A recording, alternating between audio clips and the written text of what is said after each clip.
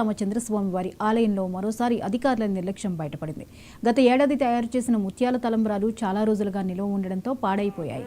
సుమారు 5 క్వింటాల తలంబ్రాలు పాడవడంతో తలంబ్రాలను, ముత్యాలను అక్కడ సిబ్బంది వేరు చేస్తున్నారు.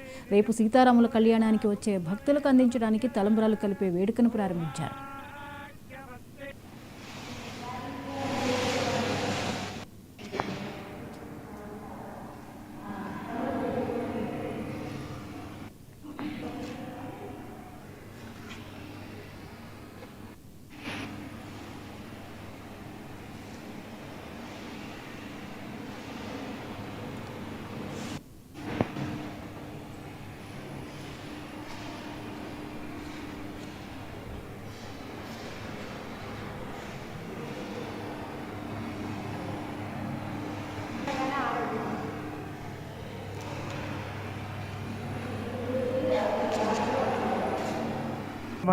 భక్త రామదాస వరద గోవింద.